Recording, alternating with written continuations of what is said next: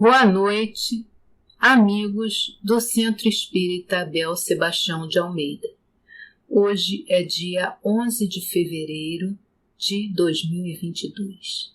O nosso estudo de hoje será do Livro dos Espíritos, questões 907 a 912, que trata das paixões. A questão 907 diz assim: será substancialmente mal o princípio originário das paixões, embora esteja na natureza? E os espíritos respondem: não. A paixão está no excesso de que se acresceu a vontade, visto que o princípio que lhe dá origem foi posto no homem para o bem, tanto que as paixões podem levá-lo à realização de grandes coisas. O abuso que delas se faz é que causa o mal. E aí no livro de Djalma Santos e Ana Maria Spranger, estudando o Livro dos Espíritos, eles comentam que o homem apaixonado alcança grandes metas de trabalho quando seu objetivo é altruístico, isto é, voltado para o próximo, voltado para o bem.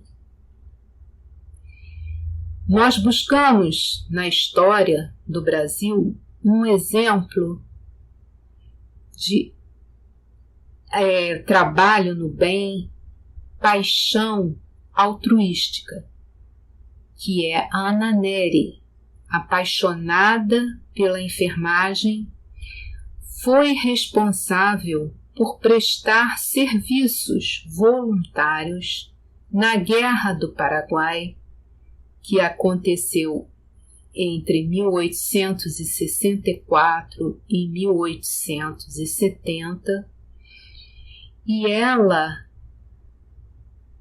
trabalhava em hospitais militares de Assunção, Corrientes e Humaitá. Durante a noite, ela fazia visitas aos feridos e, para iluminar seus passos, levava uma lamparina. E então ela ficou conhecida como a Dama da Lâmpada. E por isso a lâmpada tornou-se o símbolo da enfermagem. Então aqui a gente percebe como a paixão voltada para o bem, voltada para o amor ao próximo, ela transforma, ela traz grandes benefícios. Já um outro exemplo da paixão, quando a paixão é dirigida para o mal, ou ela é também excessiva, né? Ela é nociva. Então, um exemplo, nós buscamos também na história mundial o exemplo de Hitler. Ele tinha uma paixão doentia por seu país, pela Alemanha, que o levou a terríveis consequências. E aí nós fomos lá no livro Estudando o Evangelho de Martins Peralva, na lição 32, intitulada A Escolha é Livre, buscai e achareis. E aí ele diz assim: na Terra ou no espaço, na posição de encarnados ou desencarnados, encontraremos sempre aquilo que buscarmos durante as experiências evolutivas. Agindo por nós mesmos ou atendendo a sugestões de espíritos menos esclarecidos, colheremos hoje ou amanhã o fruto de nossas próprias obras. a nossa vida, de acordo com a simbologia lembrada pelos espíritos superiores, pode ser comparada a uma balança comum. E o livre-arbítrio representará sempre o fiel dessa balança. Numa das conchas, acumular-se-ão as nossas criações inferiores, acrescidas das sugestões menos dignas de nossos adversários desencarnados.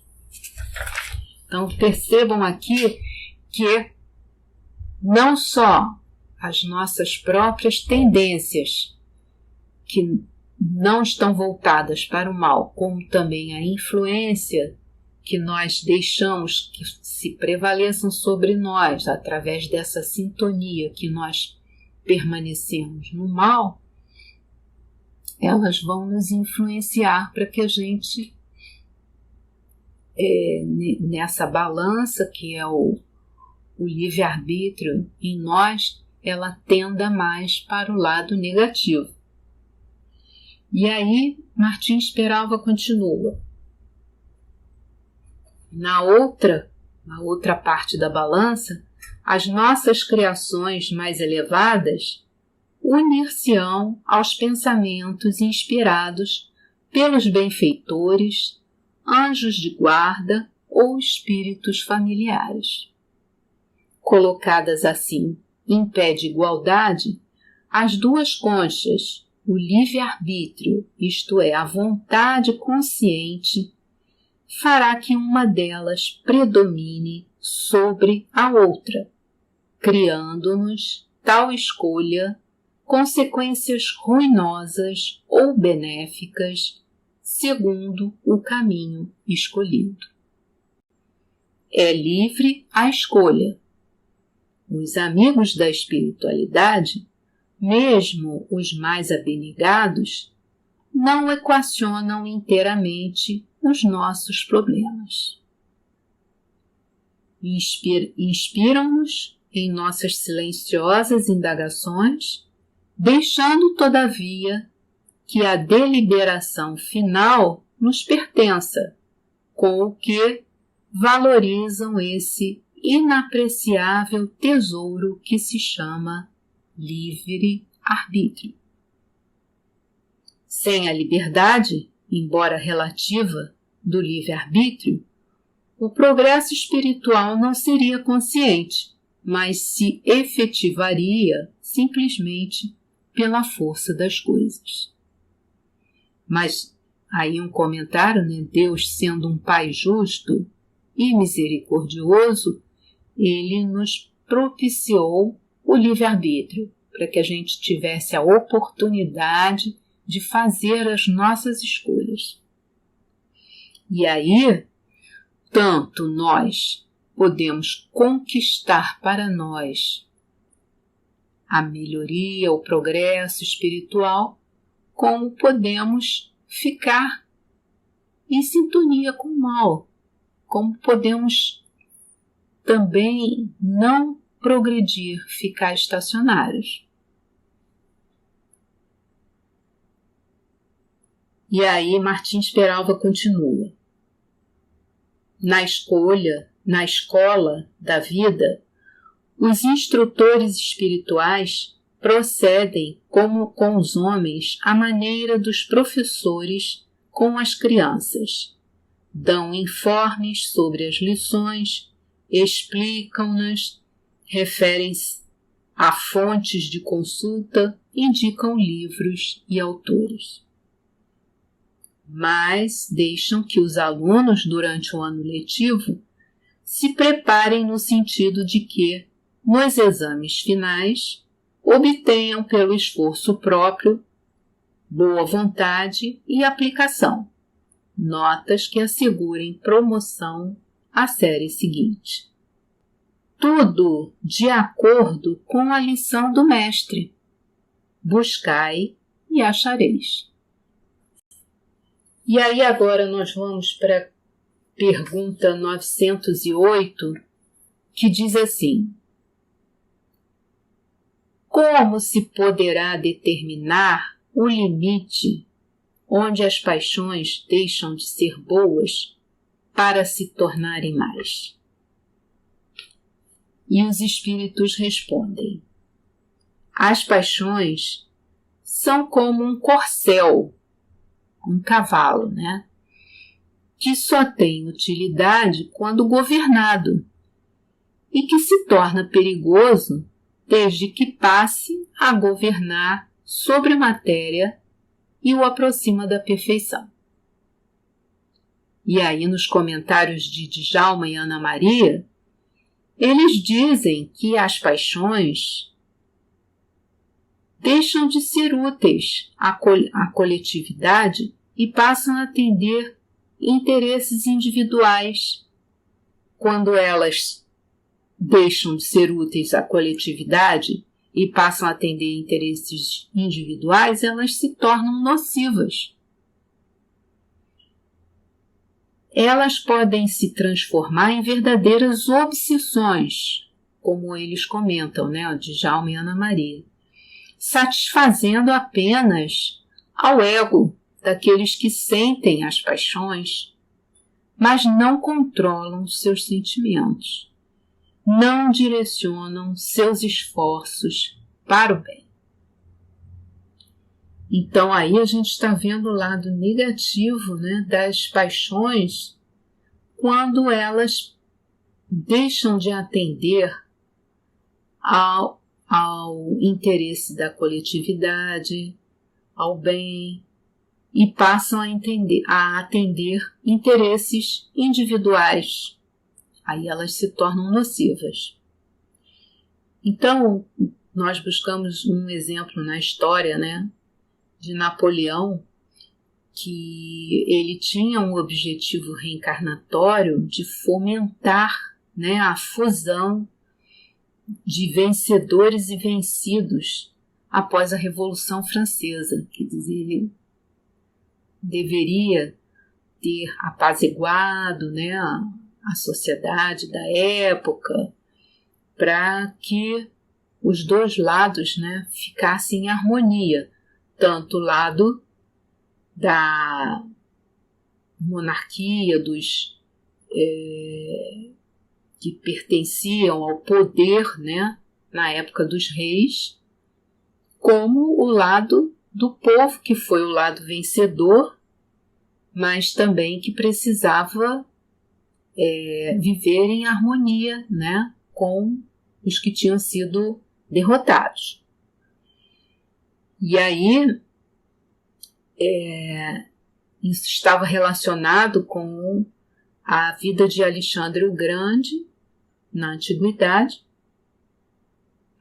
que, segundo foi informado, né, pelos espíritos que nos orientam, né, a respeito das reencarnações, né, foi uma encarnação anterior de Napoleão, e ele, na época quando foi Alexandre o Grande, a sua paixão pelo poder o transformou em um soberano.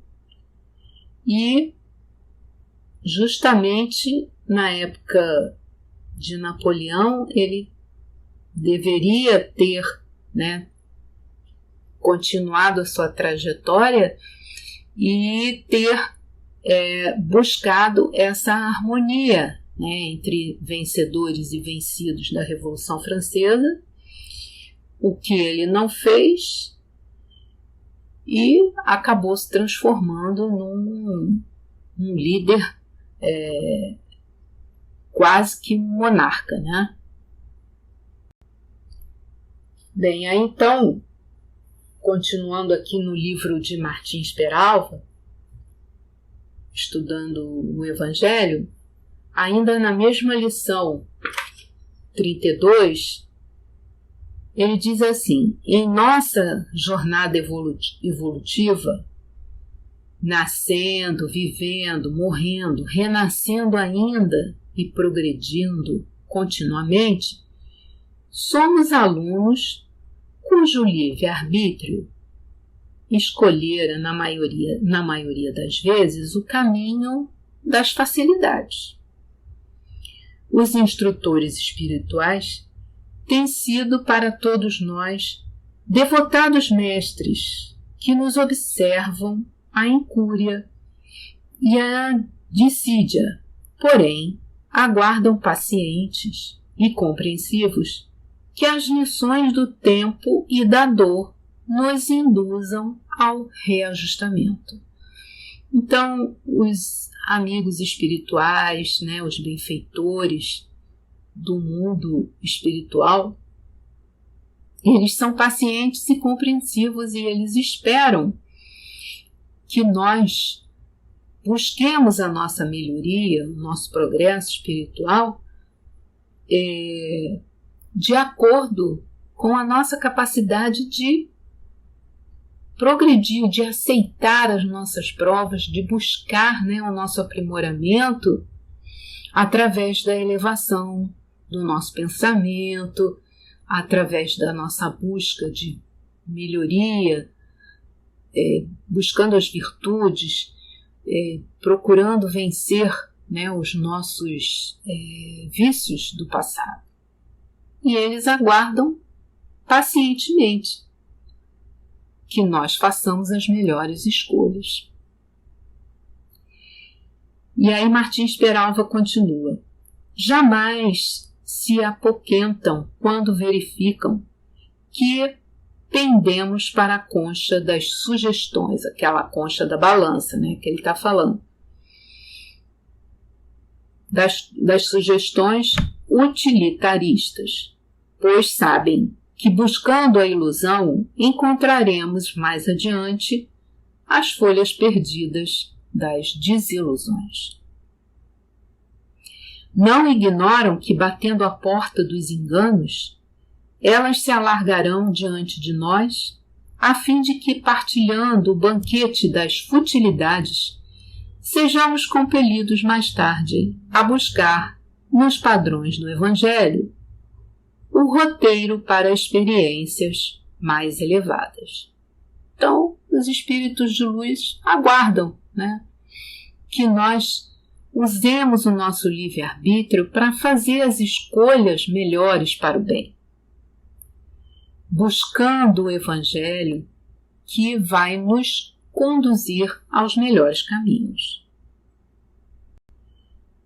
E aí Martins Peralva continua: num planeta como a Terra, bem inferiorizado, falanges numerosas de entidades desencarnadas inspiram-nos com tal frequência que a sua intensidade, a intensidade de sua influenciação, não pode ser medida.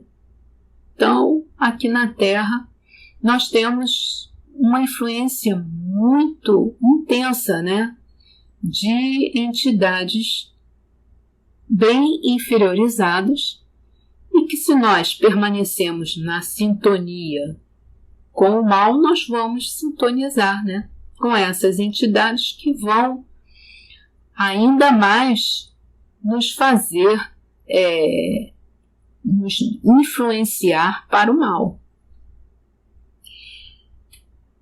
No Evangelho, Martins Peralva continua, no Evangelho e no Espiritismo estão os recursos imprescindíveis à nossa segurança.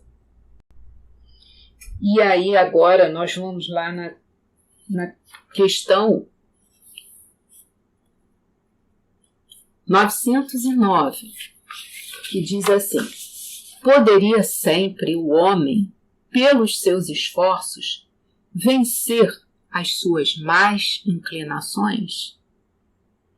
E aí os espíritos respondem: sim, e frequentemente fazendo esforços muito insignificantes.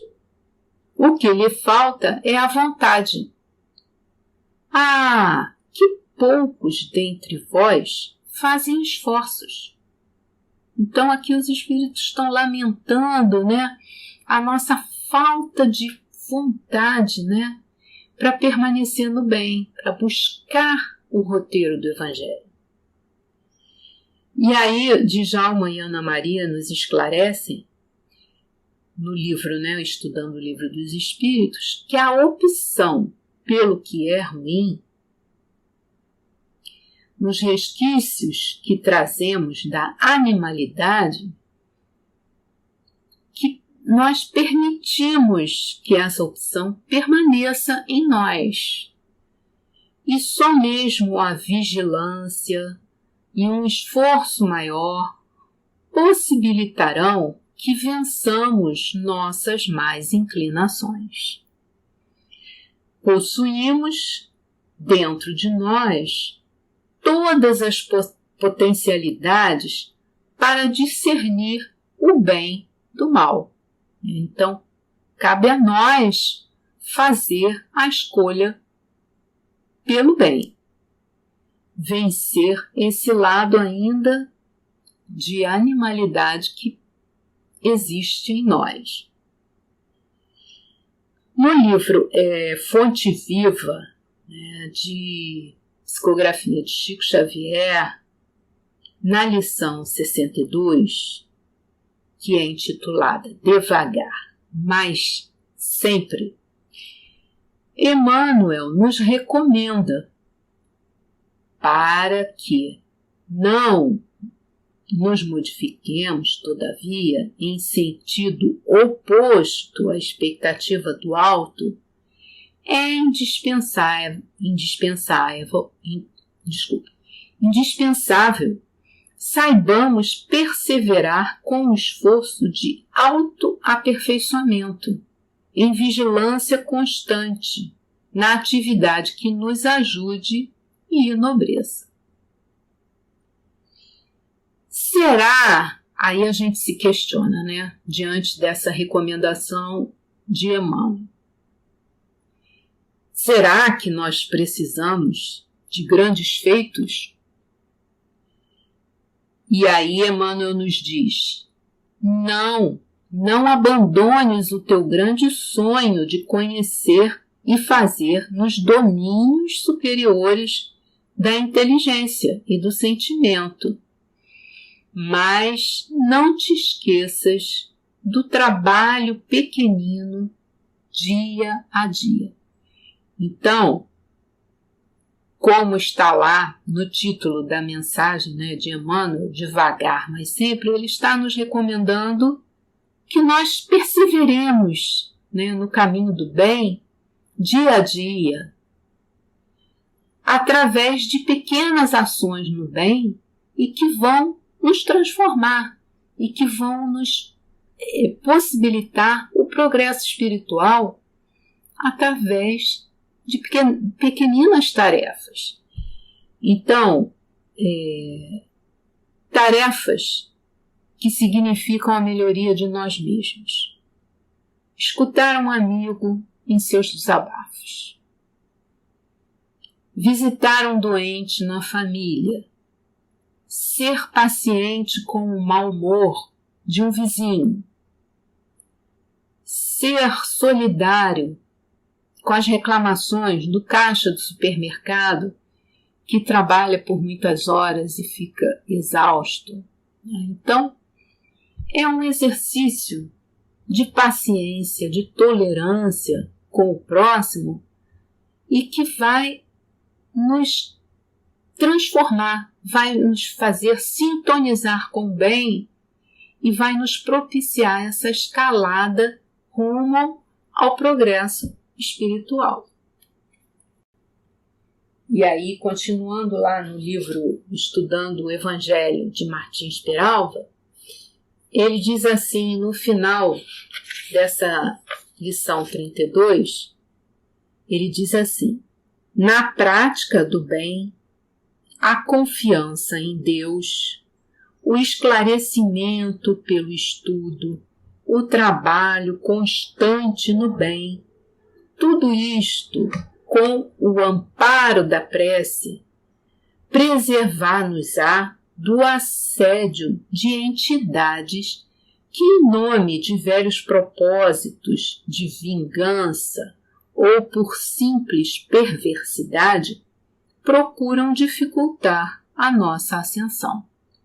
Então, como ele disse anteriormente, né, que a Terra é um planeta ainda bastante inferior, né, e habitado não só pelos encarnados como nós, mas por seres desencarnados que estão à nossa volta, nos inspirando muitas vezes para o mal, eles não só podem ser antigos companheiros nossos de outras existências, como podem ser também espíritos perversos que procuram dificultar a nossa ascensão porque se comprazem, né, que o planeta continue nesse estágio de evolução ainda primitivo, quer dizer, ainda um planeta de provas e expiações, né? E aí Martins Peralva continua: batendo a porta dos que sofrem para levar-lhes a mensagem consoladora do Evangelho e o socorro de nossas mãos, encontraremos um dia a resposta do céu aos nossos anseios de libertação.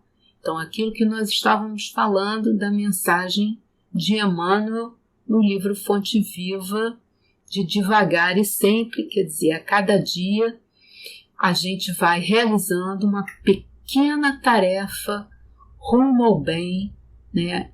Praticando o amor ao próximo, tendo tolerância, tendo paciência com o próximo que está mais próximo dentro do nosso ambiente familiar, para que a gente possa, através dessa sintonia, progredir, alcançar, né, a nossa melhoria espiritual. E aí Martins Peralva finaliza, né, essa lição dizendo assim: sendo livres para a escolha, acharemos sem dúvida o que buscarmos. Então, nós temos o nosso livre-arbítrio e cabe a nós fazer as melhores escolhas, sempre sintonizados com o alto, com os nossos amigos espirituais, com os nossos benfeitores, os nossos anjos guardiões, através da prece. E aí agora nós vamos à questão 910, que diz assim: pode o homem achar nos espíritos eficaz assistência para triunfar de suas paixões? E os espíritos respondem: se eu pedir a Deus e ao seu bom gênio com sinceridade, os bons espíritos lhe virão certamente em auxílio, porquanto é essa a missão deles. Então, os espíritos, os bons espíritos, sempre nos ajudarão desde que nós estejamos em sintonia com eles através da prece, com sinceridade, buscando o melhor de nós, né? Nos comentários, né, de Djalma Santos e Ana Maria Spranger, eles nos dizem que os benfeitores espirituais estão sempre prontos a nos auxiliar, nos intuindo e sugestionando para o bem. Mas temos o nosso livre-arbítrio, que é a liberdade de escolher. Se fazemos a escolha para o mal, eles não podem impedir, eles não podem intervir. Se optamos pelo bem, eles ficam felizes e permanecem conosco, permanecem ao nosso lado, nos ajudando em nossas tarefas. As nossas paixões podem nos direcionar para tarefas de auxílio ao próximo, o que muito agrada aos nossos benfeitores. Assim, se participamos em movimentos para o bem, como a campanha do quilo em nossa casa, se participamos de cursos de estudo da doutrina espírita, né?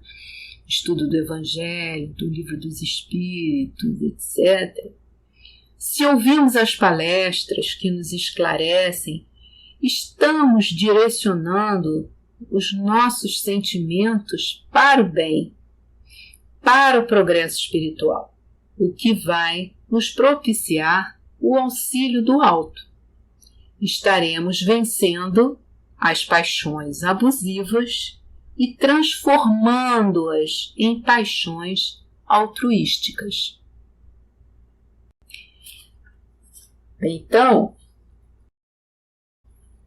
a questão 911 diz assim: não haverá paixões tão vivas e irresistíveis que a vontade seja impotente para dominá-las? E aí os espíritos respondem: há muitas pessoas que dizem quero, mas a vontade só lhes está nos lábios. Querem, porém muito satisfeitas ficam, que não seja como querem. Quando o homem crê que não pode vencer as suas paixões, é que seu espírito se compraz nelas, em consequência da sua inferioridade. Compreende a sua natureza espiritual aquele que as procura reprimir. Vencê-las é para ele uma vitória do espírito sobre a matéria. Então, aqui os espíritos estão respondendo como depende de nós, depende do nosso livre-arbítrio, depende da nossa vontade dominar as paixões nocivas. E aí, Djalma Santos e Ana Maria Spranger nos esclarecem que uma vontade firme e uma determinação forte possibilitam, contando com o amparo dos amigos espirituais, que nos desvencilhemos de uma paixão nociva, ainda que ela seja tentadora ou impositiva. O principal recurso para vencer uma paixão dirigida ao mal é a vontade de quem se acha constrangido por esta paixão. Se a sua vontade de vencer o mal em si mesmo for perseverante, a pessoa vai conseguir, ela será ajudada pelos benfeitores espirituais. E aí, no livro da Esperança, Psicografia de Chico Xavier, pelo Espírito Emmanuel, lá na lição 6, Evolução e Aprimoramento, ele diz assim: decididamente, em nome da eterna sabedoria, o homem é o senhor da evolução na Terra. Todos os elementos se lhes sujeitam à discrição. Todos os reinos do planeta rendem-lhe vassalagem. Rios e fontes obedecem-lhe às determinações, transferindo-se de leito com vistas à fertilização da gleba sedenta. Florestas atendem-lhe à derrubada, favorecendo o progresso. Animais, ainda mesmo aqueles de mais pujança e volume, obedecem-lhe às ordens, quedando-se integralmente domesticados. Mas não é só no domínio dos recursos materiais que o homem governa soberano. Ele pesquisa as reações populares e comanda a política, investiga os fenômenos da natureza e levanta a ciência, estuda as manifestações do pensamento e cria a instrução, especializa o trabalho e faz a indústria, relaciona as imposições do comércio e controla a economia. Claramente nós, os espíritos em aperfeiçoamento, no aperfeiçoamento terrestre, conseguimos alterar ou manobrar as energias e os seres inferiores do orbe, a que transitoriamente nos ajustamos e do qual nos é possível catalogar os impérios da luz infinita estuantes no universo. À face disso, não obstante sustentados pelo apoio divino nas lides educativas que nos são necessárias, o aprimoramento moral corre por nossa conta. Quer dizer, Emmanuel está aqui nos dizendo, que temos o apoio divino, mas o aprimoramento moral depende de nós, depende do nosso livre-arbítrio fazermos as melhores escolhas, as escolhas para o bem. E aí Emmanuel continua. O professor ensina, mas o aluno deve realizar-se. Os espíritos superiores nos amparam e esclarecem. No entanto, é disposição da lei que cada consciência responda pelo próprio destino. Meditemos nisso, valorizando as oportunidades em nossas mãos. Por muito alta que seja a cota de trabalho corretivo que tragas dos compromissos assumidos em outras encarnações, possuis determinadas sobras de tempo, do tempo que é patrimônio igual para todos, e com o tempo de que dispões, basta usares sabiamente a vontade que tanta vez manejamos para agravar nossas dores, a fim de te consagrares ao serviço do bem e ao estudo iluminativo quando quiseres, como quiseres, onde quiseres e quanto quiseres, melhorando-te sempre. Então, nós podemos ver aqui, na mensagem que Emmanuel ditou a Chico Xavier, da importância de nós usarmos o nosso livre-arbítrio, de nós usarmos o nosso tempo que nós temos aqui nessa atual reencarnação, para que a gente possa construir um patrimônio para nós de trabalho no bem, de edificação do nosso espírito, para que nos tornemos melhores, para que possamos evoluir e conseguir o progresso espiritual tão almejado que vai nos conduzir na pátria espiritual a uma situação melhor, a uma situação mais feliz.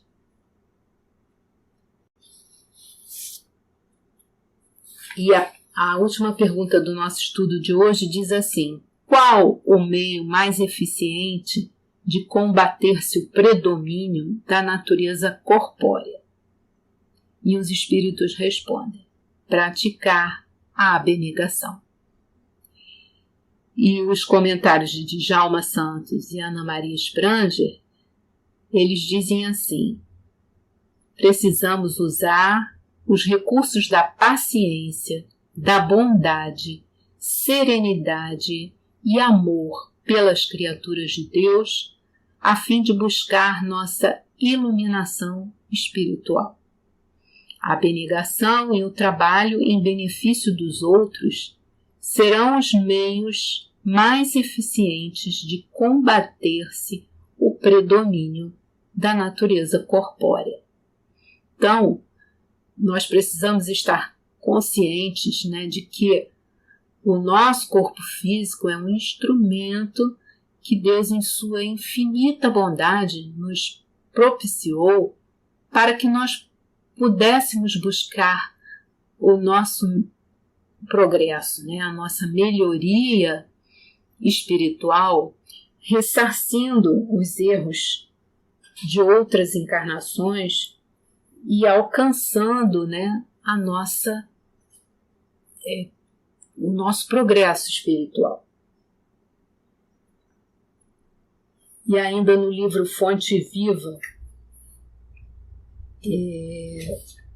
Emmanuel nos fala o seguinte, na lição 110: vigiemos e oremos.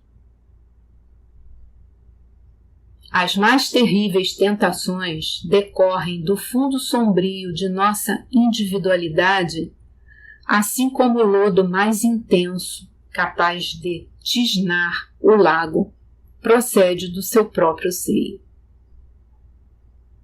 Então, aqui ele está dizendo que nós temos que banir de nós mesmos esse lodo que ainda existe em nós, né? Assim como o lago, as suas águas se turvam do lodo que está lá no fundo, nós temos que procurar, né, em nós retirar, né, esses vícios do passado que ainda podem obstruir, né, a nossa escalada para o progresso espiritual.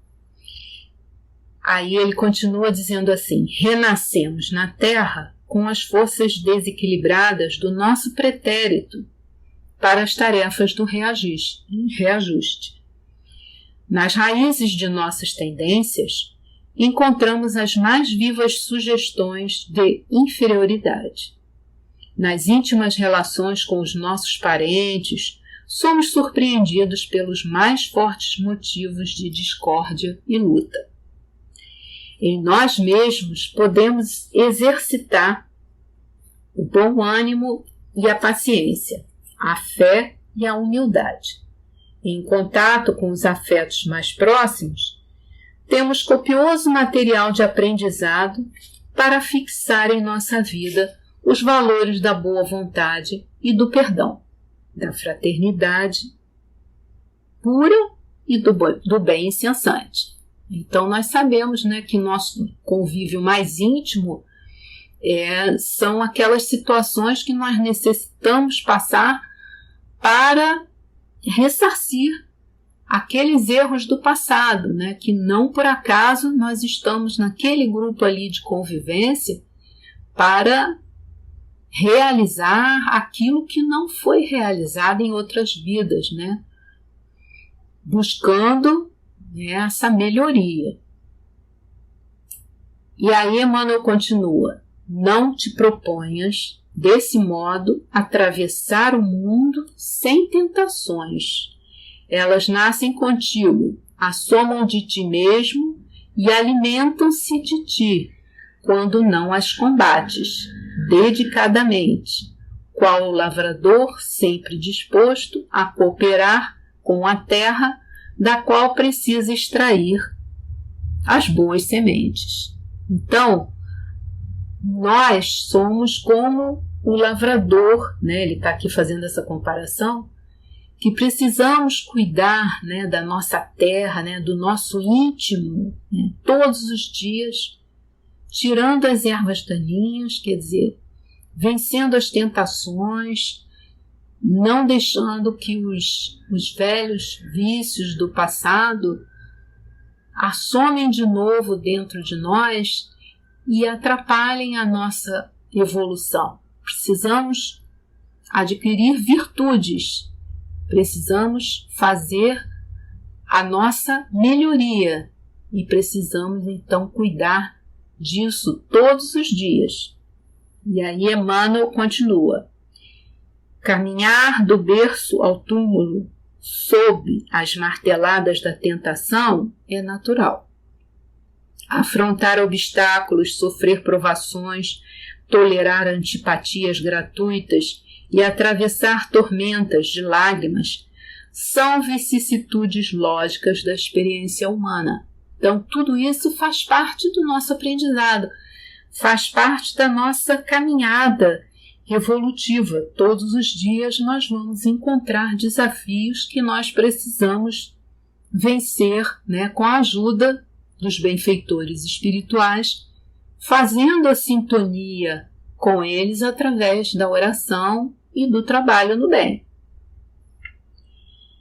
E aí Emmanuel finaliza: entretanto, lembremo-nos do ensinamento do Mestre, vigiando e orando, para não sucumbirmos às tentações, uma vez que mais vale chorar sob os aguilhões da resistência que sorrir sob os narcóticos da queda.